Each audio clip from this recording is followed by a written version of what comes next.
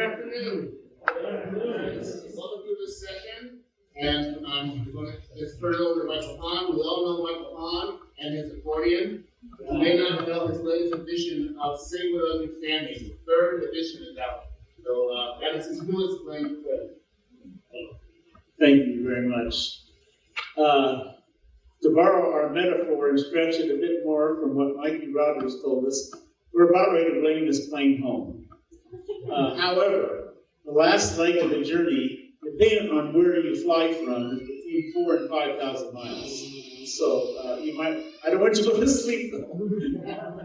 But thank you for joining us at this particular point. I have been looking forward to this for a long, long time, and I'm so pleased that we can have this particular session with my friend Dr. Ito Lo, and with, now I'm going to try to get it right, Ito, Lo,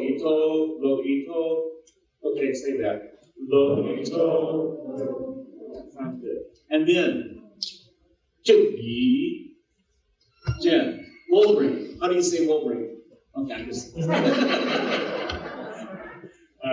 a very quick story. I met Juyi in 1996. I got lost in Tainan. She came and found me on her motor scooter and picked me up and took me back to Ito's house, and they laughed at me. I just want you to know, I've been carrying that around for a long time. I wanted to get the car. And I deserve to be laughed at. And so, without further ado, we're going to begin our session. I'm going to give a little orientation that's had to be scaled down a lot to Dr. Lowe's work, because not everyone is equally familiar with this. And we'll move ahead at that point, and then Dr. Lowe's will be giving us a lot of information, and we'll have contact with him too. It would be my preference if Lim Sui Hong were doing this session. But Sui Hong cannot be with us for that because he's getting ready for the World Council of Churches Assembly, which that's all right too. But his dissertation, which is published, Giving Voice to Asian Christians in the Appraisal of the Pioneering Work of in the area of congregational song, is available, and I really commend it to you. One of the things he says in his dissertation is two pioneers in the development of Asian hymnody in the 20th century would be D.T. Niles and Lo Ito. And that kind of gives you the idea. They're very different people. They lived out their calling in very different ways. But their ecumenical impact and giving us a voice from Asia in the Christian community has been significant. I would say the 20th, and for you, the 21st century. So it continues. A few little things that are going to be alluded to in Dr. Lowe's presentation that I want you to signal and then pick up on again. And that'll be important. He's the son of a missionary father. Say your father's name. Lo Chien Chun. It's 1, 2, 3. Okay. And that's going to be very important. Things that shaped him include his relationship with his father and his father's ministry, and his father was a hymnal editor. The second thing I think that I've been very impressed with in my several times in Taiwan is how the Japanese occupation between 1895 and 1945 had a major impact on the Presbyterian Church in Taiwan, and therefore upon Dr. Lowe, and then the subsequent military rule of the KMT, of the Chinese National Party, up until 1996, when they had, 1987, and they finally had their first elections in 1996. So those political events cannot be ignored. His relationship with the Presbyterian Church of Taiwan, here after referred to as the PCT, and it's as its primary theological education, and with Tainan Theological College and Seminary, which is life is intricately related. And within that context, Shoki Ko, the school's first Taiwanese president, instilled in him the understanding or a framework for contextualization. It was based on a Taiwanese response, you might say, to Richard Niebuhr's Christ and Culture, which many of you will be familiar with. And then two other people who show up in our discussions later, Isabel Taylor, a professor of music at TTCS, Tainan Theological College and Seminary, who encouraged Dr. Lowe in church music studies. He was bound for pastoral work, I think, until she told you to do something really fruitful. And and the contextualization of church music and hymnology with the congregation, the people's song has been at the center. And then George Todd, who also was there, and later at the World Council of Churches, recommended Dr. Lowe to participate in what many of us know as the Sixth Assembly of the World Council of Churches in Vancouver, where he, along with, there were 5 animateurs, but we think from the Hymn Society standpoint, the trinity of Dr. Lowe, Patrick Montagneri, and Pablo Sosa. His education at the Tainan Theological College, Union Theological Seminary, and this is the place where we get Paul Westermeyer's only claim to fame, and that is he studied with Ito at the Union Theological Seminary. Otherwise, Paul would not be known. And then at UCLA for his PhD in ethnomusicology. And then he taught at the Tainan College and Seminary, joined the faculty in 1963 upon graduation, head of the church music department on several occasions, president of the seminary, and then I don't have his post-presidency affiliations with because that would take another 3 slides. How he's retired 10 times since he left. 10 times since he left the presidency, not quite that many. And then his professorship of church music and ethnomusicology for ALIM, the Asian Institute for Liturgy and Music, as a missionary of the United Methodist Church, Hymnology Global Ministries. And then events, this is just the ones we can connect with here. The Sixth Assembly of the World Council in '83, where he joined Patrick and Pablo, and they really have been joined together on many occasions since then. He also was a member of the Global Praise Team for the United Methodist Church and Porto Alegre Ministries, producing many fine resources. And then as far as it connects with the Hymn Society, made a fellow in 1995 in San Diego. I remember that event. How many of you were there? I see that hand. I'm a recovered Baptist, I can spot hands. And then Trinity, the Trinity appeared in Vancouver, of course, for the 1999 assembly. How many of you were there? That was a wonderful event. And then plenary presentations at the Hymn Society Conference in Colorado Springs. It's getting better. And then here we are. Oh, we have a little surprise, Dr. Lowe. Several of your students have sent some greetings. 罗老师 you are a great man. 感谢你，感谢你传是教会音乐，给予我们音乐与礼拜，教我做学问的道理。你的服侍激励阮这后代，阮来继续传承运动家己的国家，唱台湾人的歌。Congratulations and glory be to God. May God protect and bless you forever. We love you very much.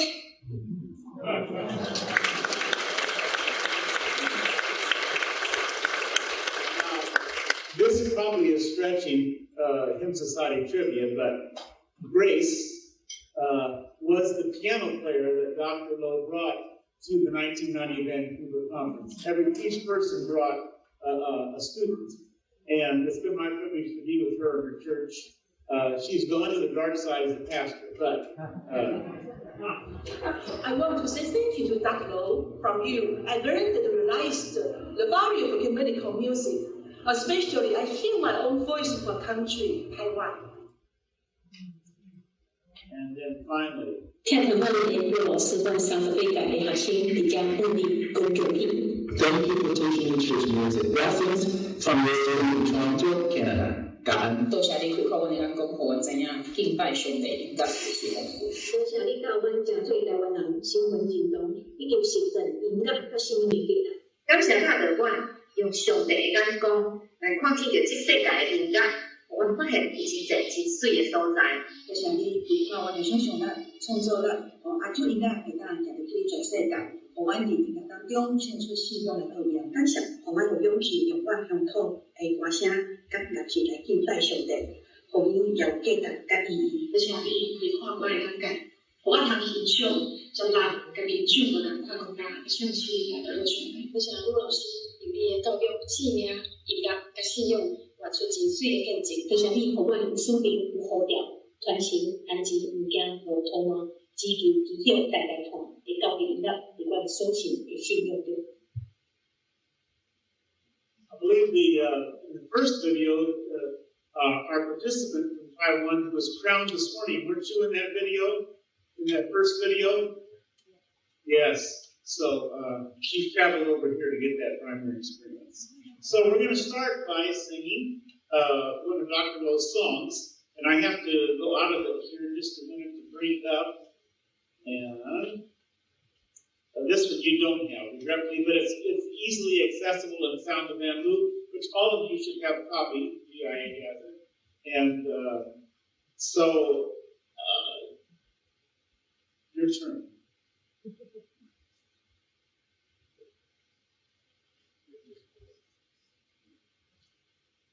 Thank you, Michael, for all the extraordinary introduction. And big surprise, I did not know that he was doing that. So that means that he has been in Taiwan for a long time. He knows a lot of people, all my students he knew. So it's really a great pleasure and honor for me to be invited to this centennial celebration and also in this session. I am sorry that my vocal cord was damaged and is also deteriorating. So I cannot sing, I cannot speak properly, so please forgive me. Shelley Mary's song, Song to the Spirit, shows the mystery of the power of the Spirit who broods, sings, and like a mothering bird, peace in her wings. Shelley also added address to the Spirit of truth, love, and hope, all using powerful contemporary expressions. And this was the theme of the 7th WCC Assembly in 1991. I composed a tune in E minor scale plus 2 sharpened tones with lots of ornaments and lights and with very lively rhythm to reinforce the Middle Eastern style.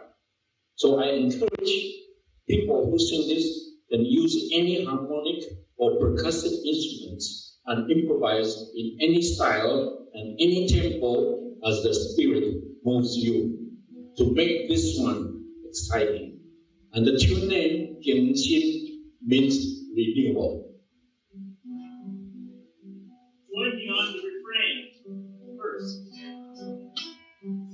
Here in the brooks, here in the streets, mother in the bird, peace in your wings, come from within, our place is one. All that do the face of the earth.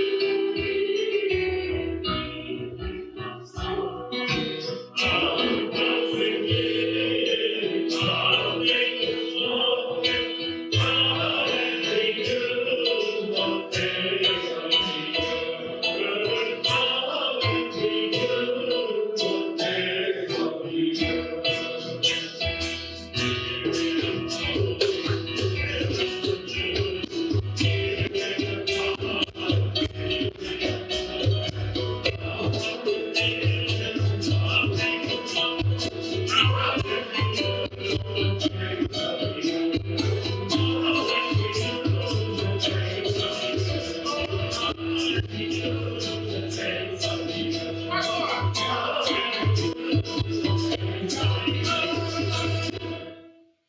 that was exciting. Let me get back in. Yes.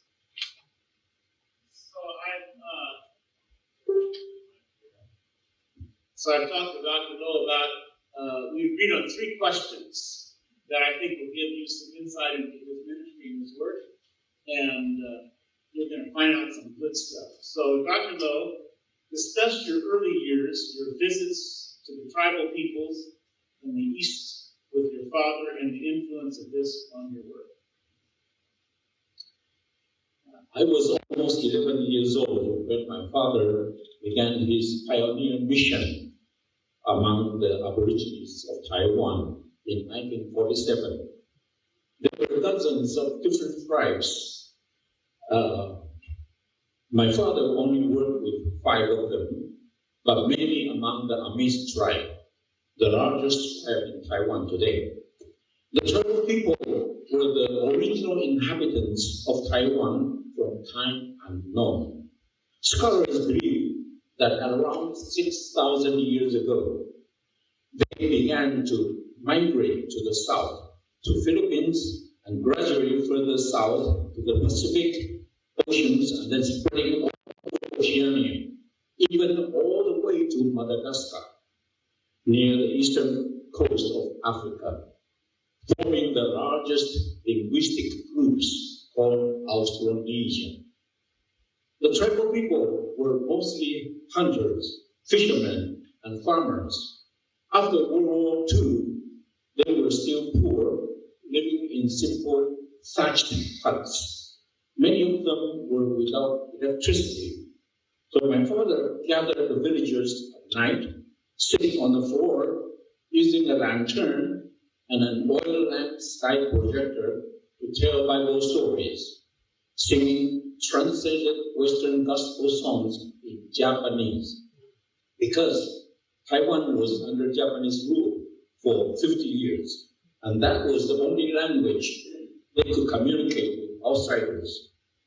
There was no TV or any other recreation at that time, so they would frequently gather at night in the village center, drink, sing, and dance. And we lived in a very small village, and I had naturally learned to sing many of their songs. It's so fascinating that the tribes living in such an isolated island, could have developed such rich and diversified multi-part singing technique. I call them a musical microcosmos. The singing techniques include call and responses with free harmony. Call and response with free harmony. We don't have time to sing all those, but just let you know. Then complex modal part. Can you believe that without any notation, anybody composing, they could sing this kind of song? It took me many, many hours to transcribe complex modal part. And then sectional canon. The canon is divided into 3 sections. You can see 3 parts there, but then they began to develop into 3 sections. They also sing in reiterated drones. The Taiwan can see the C there, and then the D there, and the other parts will begin to develop to something else. They also sing in parallel fourths and fifths, like organon. Maybe we could try to sing this one. All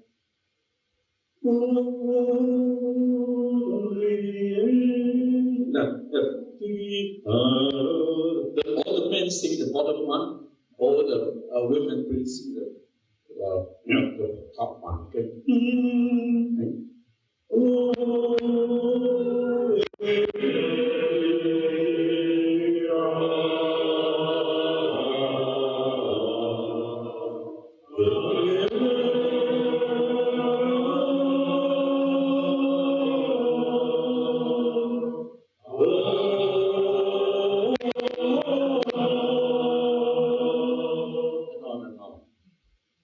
They also sing in double thirds, that's do, mi, sol, for 4 parts, mostly, and almost like a choral song.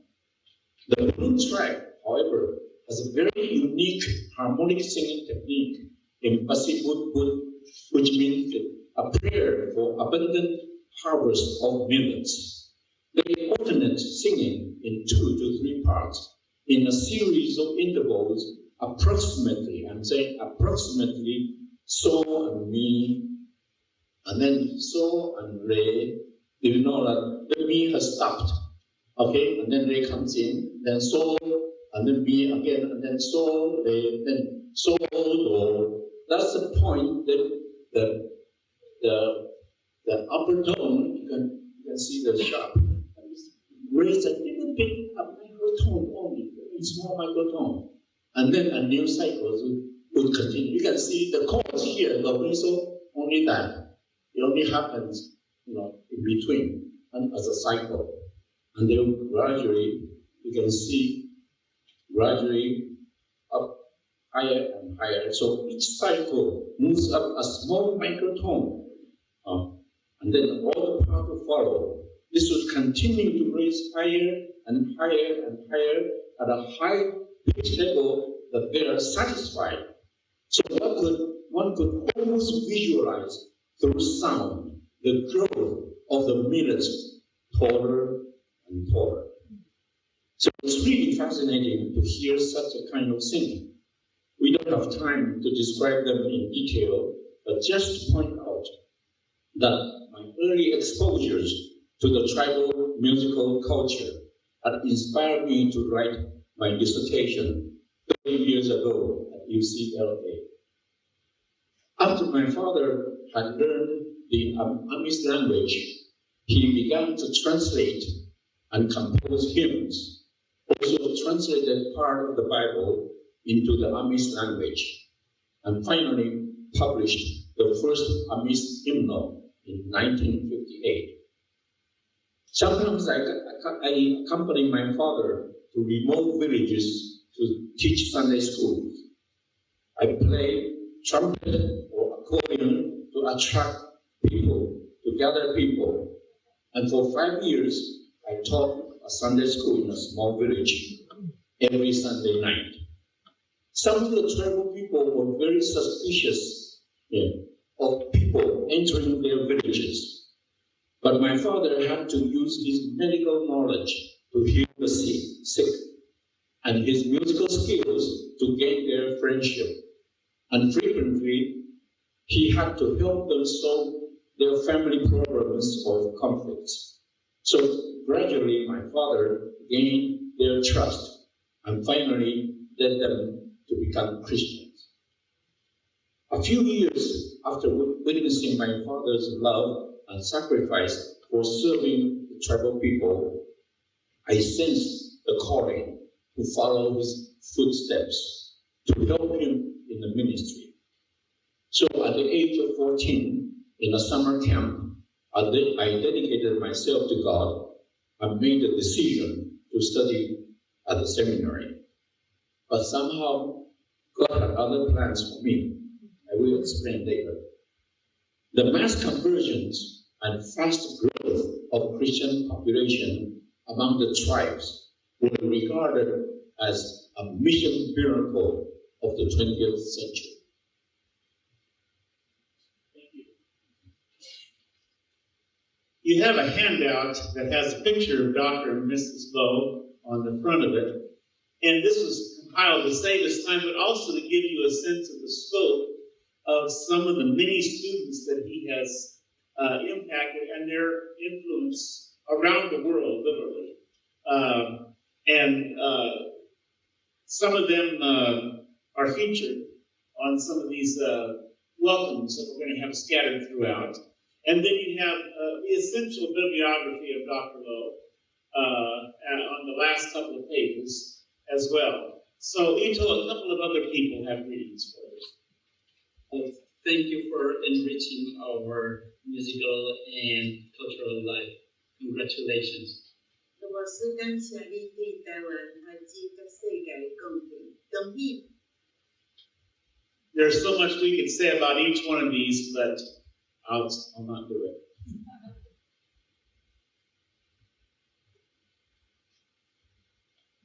Greetings, Dr. Law. Thank you for heightening our awareness of Asian church music and for helping us appreciate our own. May God continue to bless you with good health, that you may enjoy the fruits of your labor.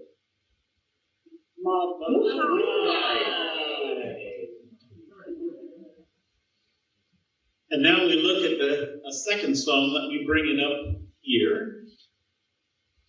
This is not one you have, but these two are easy to get in your sound family hymnal that you all have.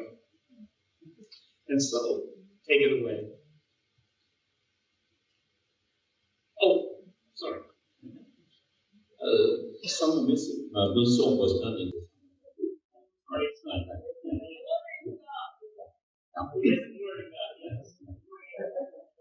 Okay, to understand this, the contents, theology, and music of this hymn wholly, we might need more than an hour. But I will just explain briefly why and how I composed this hymn in this style in 1999. Those who went to Colorado Spring used that same song to talk about some other things. So I'm sorry that I'm repeating again. From the late 1970s, Taiwan has imported more than 400,000 migrant workers and domestic helpers from the Philippines and some other Asian countries. They have taken away the jobs from our Taiwanese aborigines. So naturally, tension and resentment build up between them. Since I knew that the Kalinga people in Philippines and the Amis people in Taiwan all like to sing songs with non-lexical syllables, that is, words or vocables that are without particular meanings. So I imitated the music of the non-lexical syllables of the Kalinga, and then responded with the Amis, and become a new song. Then I composed a counter melody with Bill Wallace's text that depicts vividly how Jesus Christ identifies himself with the poor and the suffering people in Asia.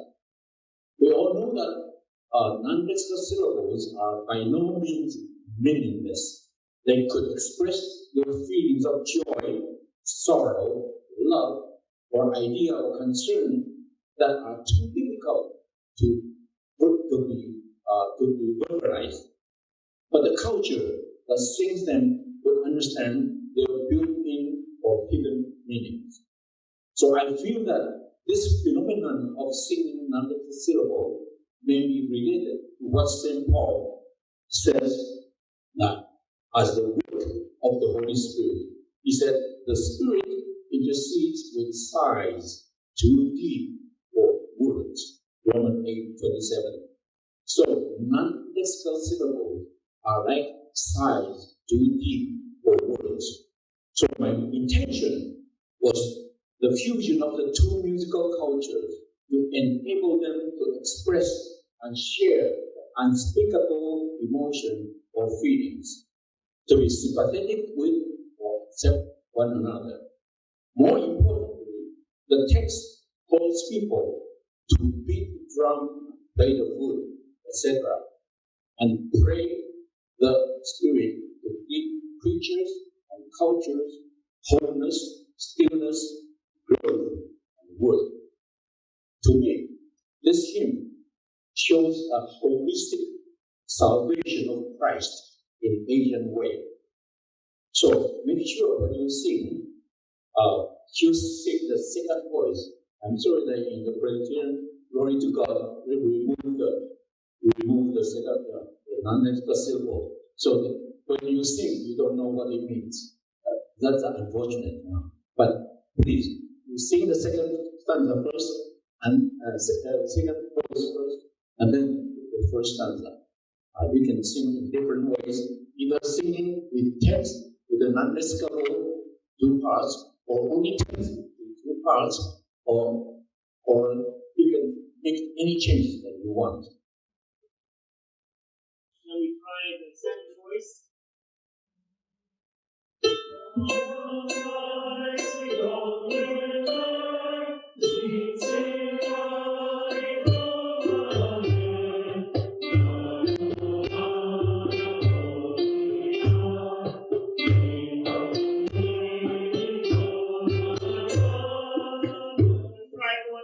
First stanza, and then we'll divide up.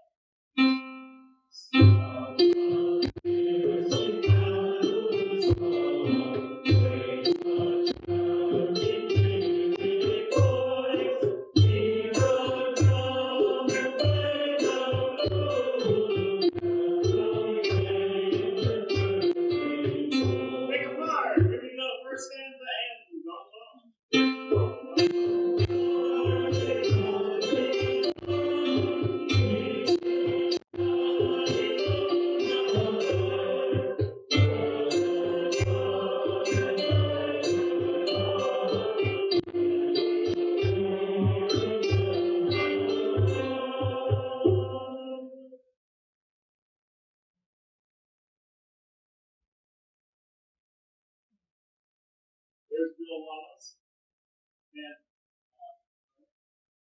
There's Bill Wallace, who's been with us on occasion. And then a recent hymn that Dr. Lowe worked with that was published in Singapore for the Methodist School of Music that contains this particular song in its earlier form. But the melody is in Glory to God. I think, though, that both parts would be in the accompaniment version. Okay, so by the accompaniment version. That was kind of a joke. It's getting late, I know. Another question. Discuss the turning points in your compositional development and your interest in composing in so many Asian styles. Now, this is a very complicated story, so I have to explain this in 4 stages of different schools. Stage 1 is the adaptation of Taiwanese folk song style in Tainan Theological College. Taiwan was under Chinese Qing dynasty rule for over 200 years. Western education began in 1865 with the arrival of Scottish missionaries, and our seminary was the first official school in Taiwan to have received Western education, including music. So all Christians have been singing Western hymns since then. I entered Tainan Theological College in 1955, where we always sang hymns with 4-part harmony. No matter what time, we always sang in 4-part. I really enjoyed it very much. The turning point occurred in 1960, when my teacher, Ms. Taylor, asked me to translate an African-American passion play, which was introduced to us by Reverend George Todd. There were a total of 8 African-American spirituals in the play. When I was translating Jesus Walked This Lonesome Valley, it occurred to me that if we want our people to feel that Jesus is suffering with us, we should sing yellow spiritual instead of black spiritual. So I adapted a wailing song motif to capture the feelings of suffering and loneliness and develop that into a new song. Wailing song is a type of song that the oppressed people, especially women, would sing when they are suffering and feeling helpless. I sang it after I composed it. I sang it to my professors, and they were so surprised that they never heard that kind of song, and they didn't know why I composed that way. So I had to explain the reason, my rationale in composing in that style. And they understood, they approved. So they encouraged me to finish the whole play, all the 8 songs. then, when we were going to practice and perform, all the students refused to sing because they felt the agony of the song. And they ridiculed the style because Christians were taught to dissociate from the local culture, which were regarded as vocal, even anti-Christian. Finally, we had to convince the students to accept the new expression of Christian faith. So that was my first turning point of contextualizing my faith through adaptation of Chinese cultural expression in a folk song style. There were two reactions after the performance. A lady was deeply moved. She felt for the first time that Jesus was very close to her. A theologian, however, questioned why I had chosen to compose in the Taiwanese folk style that all Christians were taught to despise and to reject. And I did not dare argue with him at that time because I was still a student. But I knew I was right. A few decades later, he became a very famous theologian in the West. About a year later, Dr. Shogi Ko, our principal, appointed me to study church music at Union Seminary in New York. And you all may know that Dr. Ko was the one who coined the word contextualization of theology and theological education. And Dr. George Todd was also the one who changed the WCC, using so-called the third world music. So I'm very grateful to them because they changed my life. Not only my life, but also changed the world in theological and musical education. Stage 2 was the formation of my own principle of composition at Union Seminary. I formulated 3 principles for composing in Taiwanese style. First, Taiwanese is a tonal language. The change of tones would change the meanings of the words. So the melody is set according to the natural intonation and inflection of the text to be understood. For instance, my name is Ito. Most people in America call me Ito. Ito means chair. So, that's a tonal language has that kind of effect.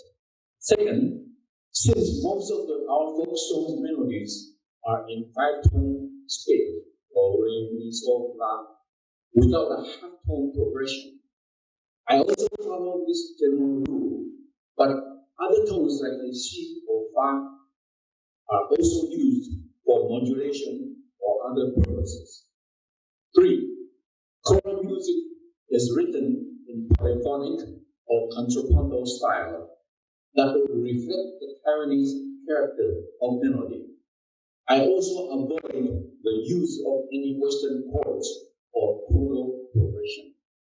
So my cantata, The Prince of Peace, was the realization of my own theories. And my professor, Joseph Goodman, at Union Seminary at that time, was very pleased and approved my work. However, our people could not find traditional Western concept of beauty and harmony in my music. So my compositions have been regarded as ugly, hard to sing, and difficult to play. Thus, more difficult to promote even today.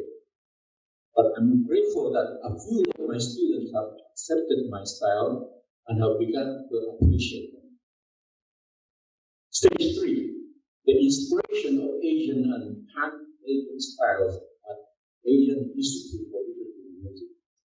I taught at this Asian Institute for 12 years, and many of my students came from Asian countries, and I had to teach them to understand and compose in their own traditional musical style.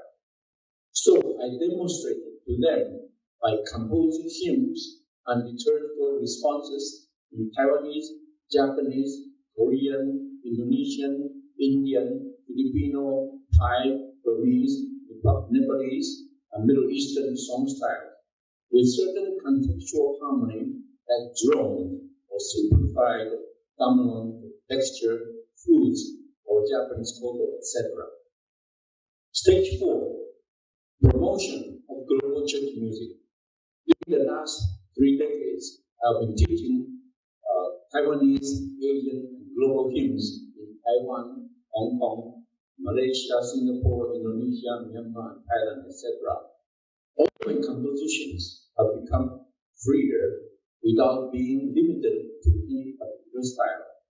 I also devoted all my energies in teaching and promoting our new Presbyterian hymnal, which contains hymns from 76 countries and about 50% from the West, and 25% from the Third World, and 25% our Taiwanese product. People still feel strange to sing my hymns in Taiwanese styles, and those from the Third World were also difficult for them, but they all enjoy singing hymns from Latin America and Africa because they all use very lively rhythm and Western harmony. So that's it. Oh, what do we have next? More greetings. Indonesia.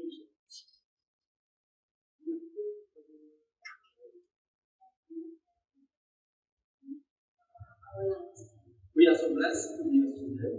Thank you for touching our lives in so many different ways. God bless.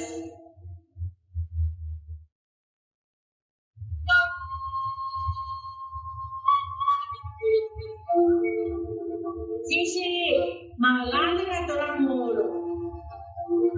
Doctor ay iyaman mi. Nawasu, lamiya. 谢谢，我下楼大叔一律吧，大叔当晚安。老大叔。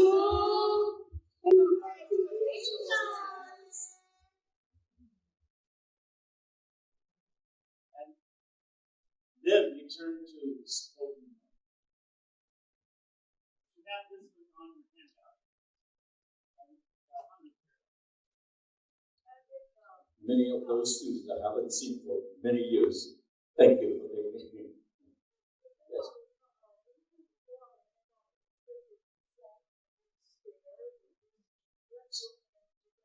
Hunger Carol. Shirley Murray has a special kind of feminine imagination that helps people to touch deeper in human hearts. Knowing that thousands of children are starving to death every day, she wrote Hunger Carol to warn us that unless we feed the hungry babies, our beautiful decorations, exchange of gifts, and joyful celebration in Christmas would be like crucifying the newborn Jesus on Christmas tree. I was really struck by this very unusual Christmas carol. So I chose an Indonesian pedal scale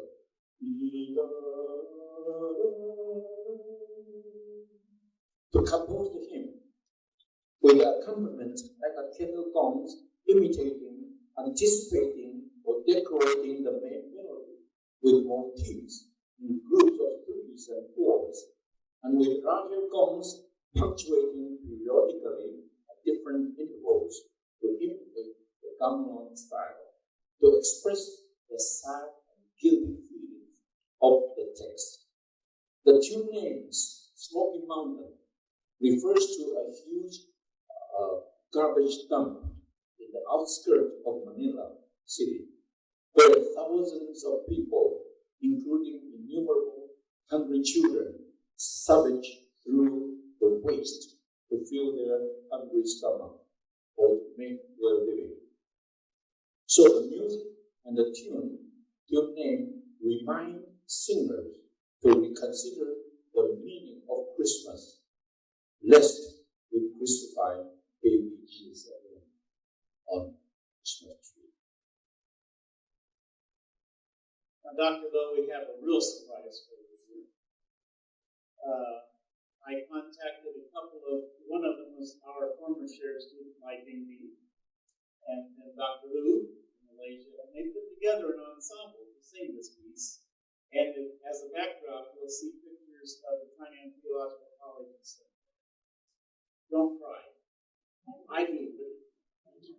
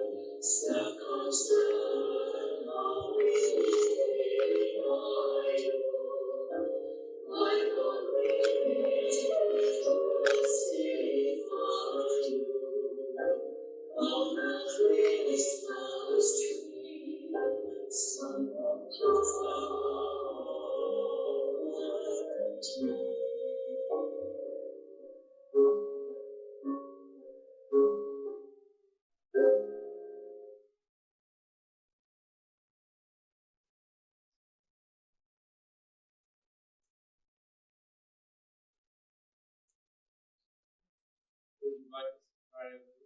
Or do you think that's correct? Okay.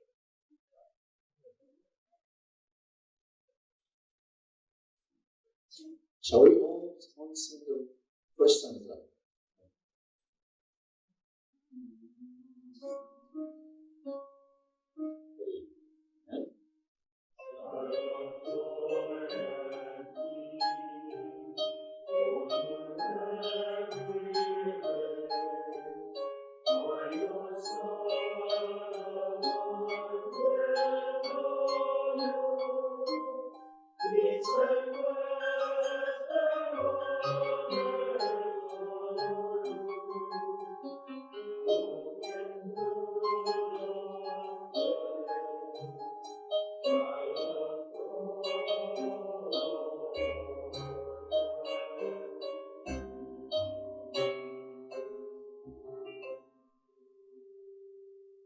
This text does what Shirley does so well. She often brings that first phrase back around at the end, and then it's a different phrase because you live through some stuff. I don't think you can do this in justice unless you sing the last one.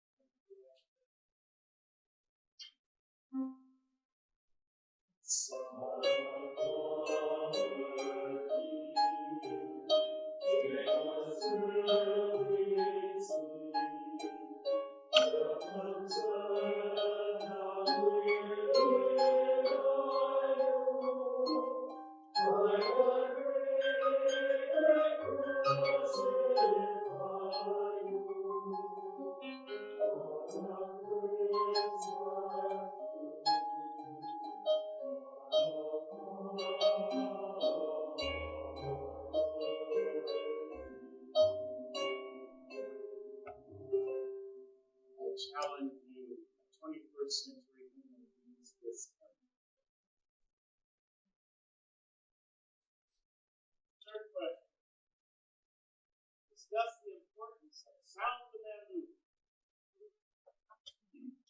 I began collecting Asian hymns in 1968 in Kyoto, Japan, during the Urban Industrial Mission Committee meeting, where I recorded some Japanese new songs like Tomoyo or Mo Nakanaide Boy. You know that song? Japanese friend. Now, there I met some leaders from Asia, and then I went to their countries. I visited them, visited the musicians. So the initial result was the new songs of Asian cities, published in 1972. And some of the songs were included in Sound of Bamboo. During the 70s, most composers were not keen on expressing their musical identities yet. So most of the songs tended to be imitation of Western gospel song style. Very few of them had shown their indigenous features. But between 1982 and 1994, I was teaching at Asian Institute of Liturgy and Music, and I traveled again to most of the member churches of the Christian Conference of Asia to recruit students and to collect Asian hymns. I visited composers, poets, and pastors, and attended their services and tried to identify pieces with indigenous features. After listening a few songs, I would generally know what type of song could be selected and useful. Then I would transcribe the text in transliteration and ask for literal translation line by line or rough translation. And then after I returned to Manila, I would transcribe the music faithfully, including all the ornaments, lines, and everything, because they exhibit the important characteristics of and spirit of the song. Then I would do line by line translation. Simple ones I could do paraphrase to English myself, but more complicated ones I would ask Reverend Jim Minchin to do the paraphrases. Reverend Jim Minchin is a very creative poet from Australia. Since some of the interesting hymns were written by the amateur musicians, and some of their texts were very simple without much depth, so Jim and I had to add more stanzas to enrich the contents. It was impossible to use the original scripts of the text in Sound of Bamboo, so we accepted most of the official romanization systems. But if they were too complicated, then we had to simplify the transliterations. We had an editorial team for Sound of Bamboo that included Jim Minchin and Francisco Feliciano, who was the founder and director of Asian Institute. He was an excellent composer and conductor, and myself. So before publication, we had a CCA, Christian Conference of Asia, advisors meeting to go through most of the hymns. And in 1990, the trial edition of Sound of Bamboo was published with 280 hymns. But the revised and enlarged edition was published in Taiwan in the year 2000. It consists of 315 hymns from 22 countries and with 44 languages. During my sabbatical year in 2003, I was a member of the Center for Theological Inquiry at Princeton Seminary, and I wrote the first draft of the hymnal companion to Sound of Bamboo, subtitled Asian Hymns in Their Cultural and Liturgical Context.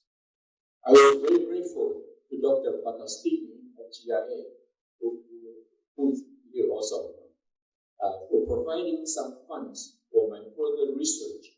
I was able to visit some of the composers and poets for more information about their works. So the companion was published by GIA in 2011, and the sound bamboo is also available from GIA. So let me summarize now the importance of sound bamboo. First, in the 1964 edition of EACC hymnal, that was the same as the CCA, had many hymns in Western gospel song styles, and the editors also have changed many of the original texts and harmonized many of them, and they have almost lost and changed the identities of those hymns. So, in our new Sound of Bamboo, we have recovered all the original texts and original tunes without any change, without any arrangement, so they can really exhibit the special character of their hymns. Secondly, we respect the original styles of composition and have transcribed them faithfully to maintain their spirituality and cultural identity. 3, we have encouraged many poets and composers to utilize their contextual theology and musical expression in their new hymns. 4, Sound of Bamboo, with her hymnal companion, provides the ecumenical churches new insights in understanding the diversified expression of Christian faith and unity of global churches in the body of Christ. So I would like to take this opportunity to reflect and share with you the conflict of my own original sin in two extremes as a composer and church music educator. First, maintaining one's own native musical tradition was regarded by missionaries as a kind of original sin. Second, after my studying of ethnomusicology, I insisted on not changing traditional music or harmonizing them with Western harmony. And this attitude has also been regarded or criticized as another kind of original sin as an ethnomusicologist. Let me explain. For a few centuries, no matter where the Western missionaries went to preach the gospel, the first thing they did was to teach people to sing Western hymns.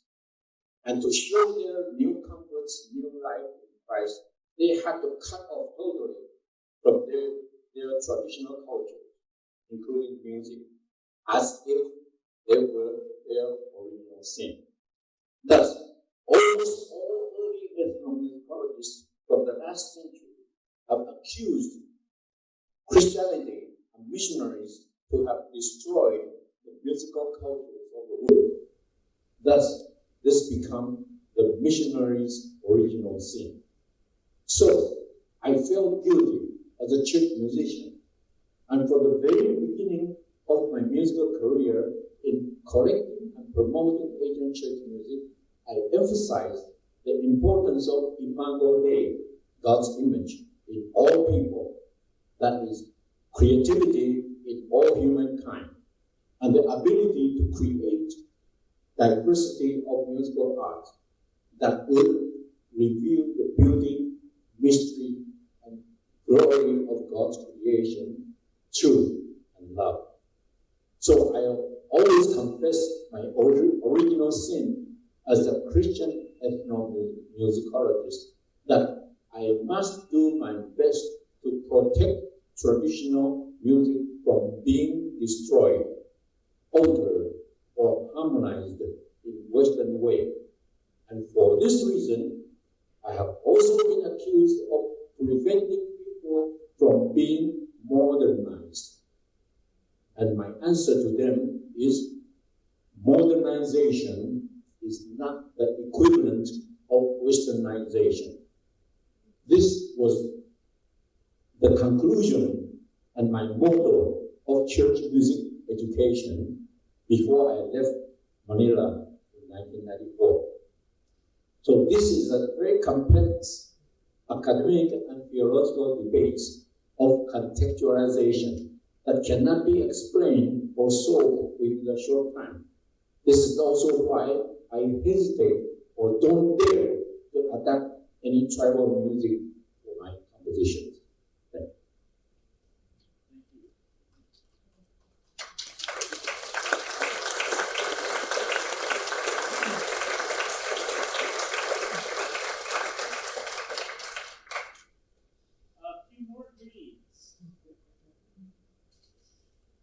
you.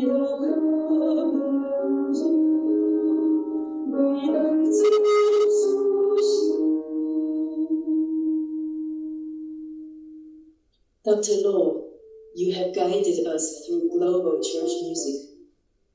There we experience the diversity of God.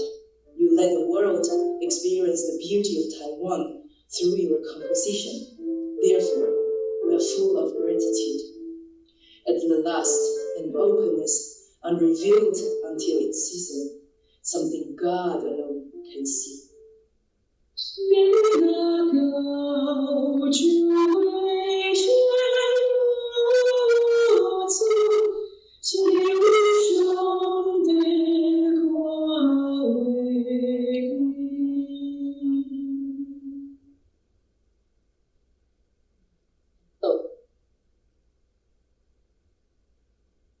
博士作为您的学生，您的教会崇拜和音乐主体化这里面，对于今天中国教会强调基督教中国化而言，有一定的指导和借鉴的意义。非常感谢您。Dr. Low, your students in Singapore want to thank you for blessing us with your insightful teaching of Asian hymnody and liturgy.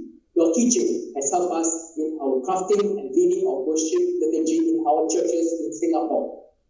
Congratulations!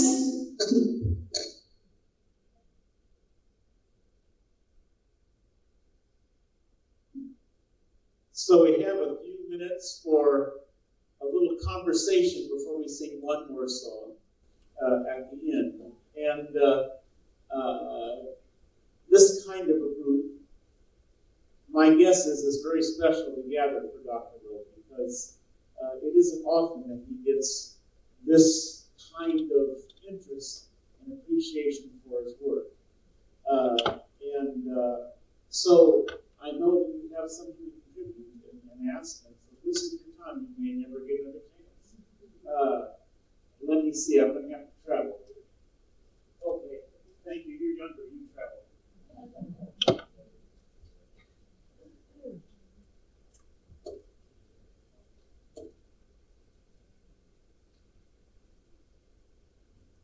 I just wanted to ask if current ethnomusicologists have come around towards your way of viewing that are tribal musics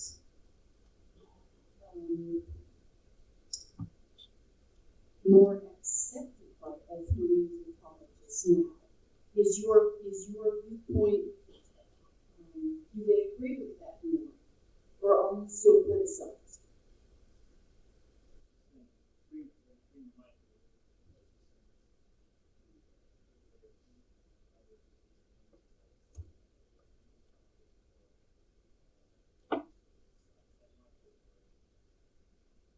All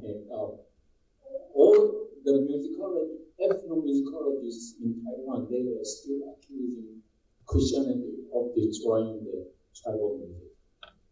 In church, for the last 40-some years, I have been encouraging our people, tribal people, to develop their own. So now it's stronger among our tribal people to develop something new.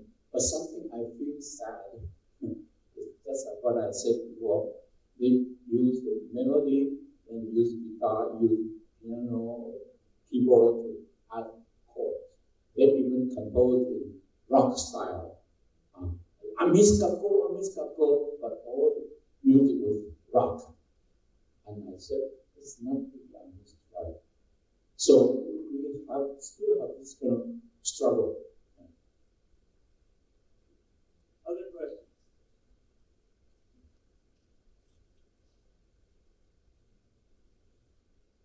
The theologian Ansgar Shapungo spoke of enculturation, which I think it means the same as what you're calling contextualization. And he said that to refuse to accept the culture as it is was a denial of the incarnation. And I found that a very powerful expression of Christianity.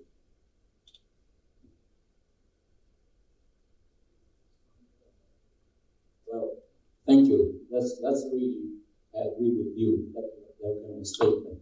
Because as I said, I try to tell people that you, Imago Dei, you don't have to be like a Caucasian.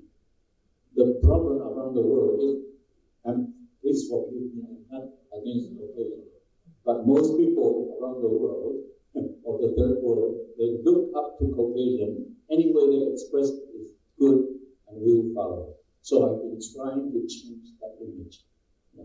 It's difficult. That's why I use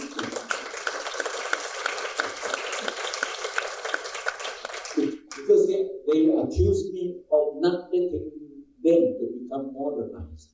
That's why I said modernization is not the equivalent of westernization. Good questions or comments, others?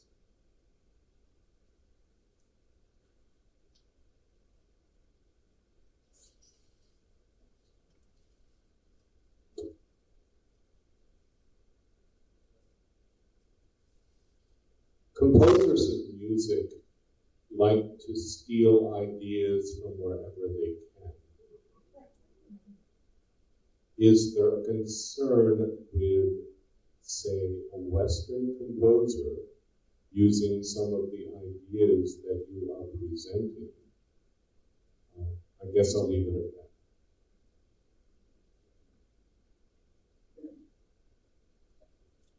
Yes.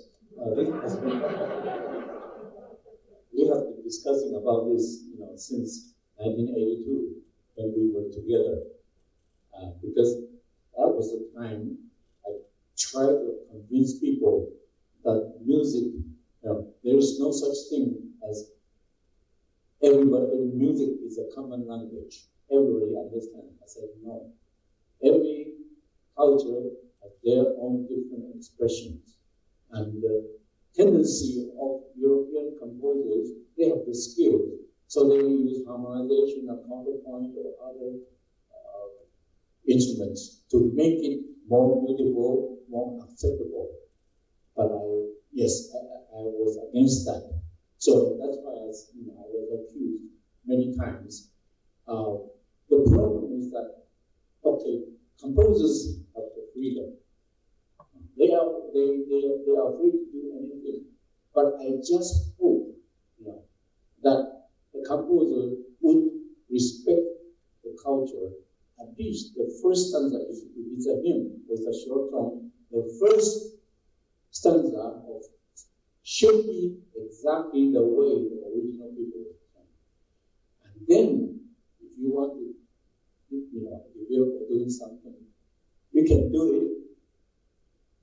The best thing is to be in a similar style, so that you would not break too much.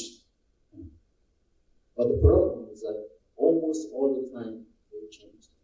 Okay, may I say one thing? I just saw yesterday the Midnight Hymn, and then there's a Chinese hymn, which I add a harmony, a counterpoint. But then the Midnight Hymnal, they changed that into a 4-part harmony, but still my name is there. But it's not my composition anymore. Because my composition, as I said, I try to avoid Western chords and to keep counterpoints which will show the beauty of Chinese melody. But then by harmonizing in 4-part strict 4-part harmony, it has already ruined the style. But I'm sorry that my name is still there. It's arranged by me. It's not my name. I'm very sorry that this is just one of the examples that actually happen in many places, and quite a few composers have done that.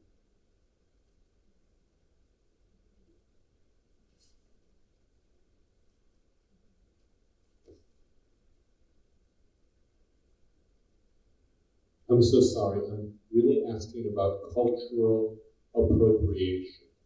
If I were to write a hymn tune using a prelog scale, for example, or in the style of Passabubu of the Bulon, would that be a problem?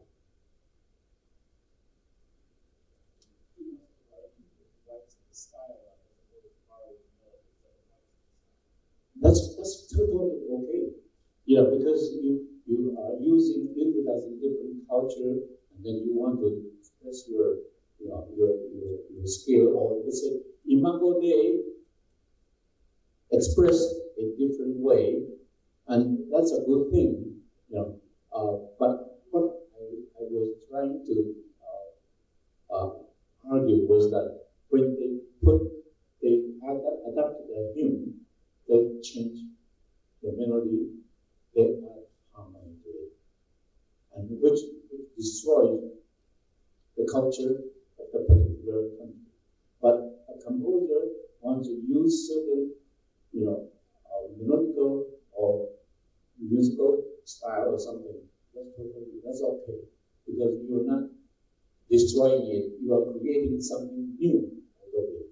I'm only referring to the hymn, particular hymn, which the people from that culture, they know exactly how to sing it well, how to express their spirituality, but by changing or harmonizing in Western way, you already ruined the song. That's what I mean.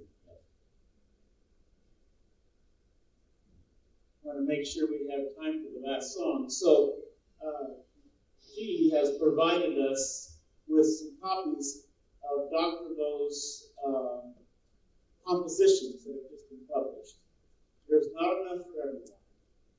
I would ask that, first of all, she's done this at her own expense, and we're very grateful for that. I'm going to embarrass her by saying that, because she wouldn't say it herself. But I would ask that you only take this if you really can use it, and use it in a way that disseminates it. You're in a position to do that, as opposed to, gosh, I'd like to have a copy of this. You know what I mean? So I'm watching. What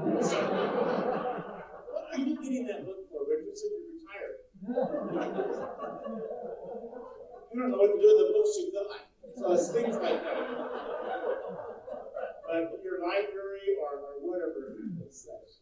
So, Dr. Lowe, I have one more of your students. This is perhaps, I wouldn't say his prize student, but he got his doctorate with Dr. Lowe at the Canterbury Theological College and Seminary. And you don't want Dr. Lowe for your thesis advisor. It would take 10 years. And, but Dr. Lu, as we call him in Malaysia, was the person, one of the two people I worked with very closely to collect all of these readings and the production of the video. And it was a reunion of sorts for me, because a good number of those people I'd like to prove he was learning from. And so we let Dr. Lu bring his reading. Hi, Dr. Lowe. Praise God for your wisdom and musical gifts that inspire and broaden our musical and liturgical horizons. God's way is perfect.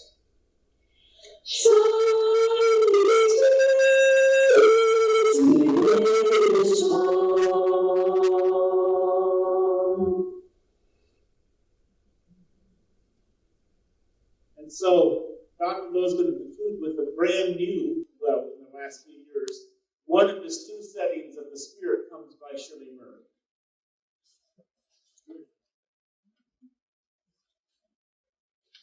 This Spirit Comes to Recreate was commissioned by the Lutheran Institute of Liturgy Liturgical Studies at Valparaiso University, Indiana, in 2015, for the celebration of the 500th anniversary of Reformation in 2017. The theme then was liturgy serving the life of the church, how worship reforms us. Karl Barth has said the Reformed Church must always be reformed. Shirley Murray's hymn, The Spirit Comes to Recreate, uses different words to remind us that the Spirit of God from the past, present, and future continues to reveal, work, and challenge us to discover God's new revelations and follow God's will. She writes, the Spirit comes to recreate and shape our world to God's design. New psalms to sing the timeless truths. New songs to make the gospel shine. The refrain calls us, so let our worship, praise, and prayer be true to all we know and share. So I composed two different settings. The first one was in gamelan style. You can see that it was printed, although we don't have time to sing that one. The second one, I utilized the Indonesian, Taiwanese, and Chinese idiom in Do, Re, Mi, So, La, 5-tone scale. But the 6th tone, C, also appears in the refrain after the climax of the word no. This note, C, marks the important key word in the whole song. So let our worship, praise, and prayer be true to all we know and share. We must know what the Spirit is doing and challenging so we could reflect them in worship, praise, and prayer, and then share with others that all would be reformed. So the accompaniment, the imitative counterpoint, creates interactions of lively melodies. It also symbolizes the constant work of the Spirit that comes, blends, sighs, and moves around us to show us what God is doing or asking us to do.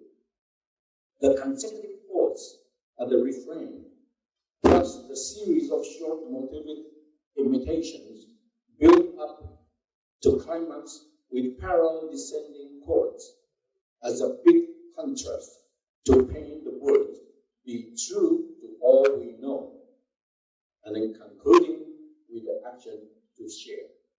So my suggestion for performance is sing the stanza 2 in 2-part canon. The first part, just sing the first part. And then the second part, you can sing in 2-part canon and without accompaniment. The third stanza, you can sing 2-part canon, but with accompaniment. So it creates a lot of different ways. You have to listen to each other and to know something. Stanza 4, you all sing in unison without accompaniment so that you can concentrate on what Sherry Murray is saying. Stanza 1, we're going to do how? Yeah. Just melody.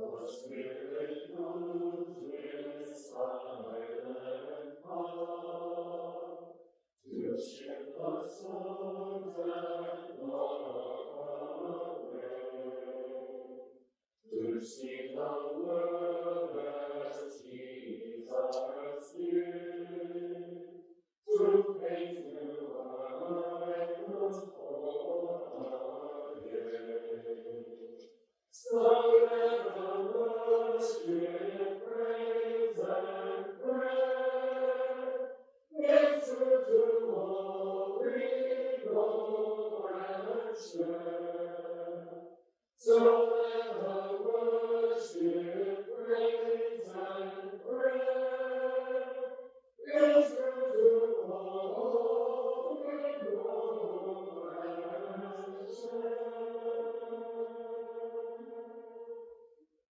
We'll have more time to practice that in heaven, but that was really quite. I purposely left to the last perhaps the most important influence in Dr. Lowe's life, and that is his full partner in these processes, Hui Chen. She was unable to make the trip here with Dr. Lowe, but I've experienced that hospitality on many occasions, and it would be remiss of us not to acknowledge Hui Chen. I have one comment to make about Hui Chen. She's translated for me quite often, and I really, really enjoy it because people tell me she's extremely good at it. She may be the best translator I've ever had in that context. Sorry. And but you know you have a good translator when you tell a joke and they laugh before they translate. And I've had several times when Hui Chen started laughing, I had to retell the story to know where the thought line was because she laughed so long. And so, a real partner. Is there anything you'd just like to say quickly about Hui Chen and her work?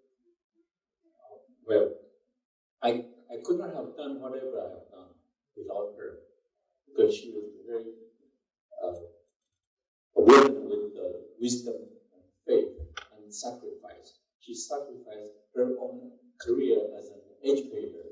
She graduated from Princeton Seminary, but then she supported all my work. All these notations, all my publications were, edited by her.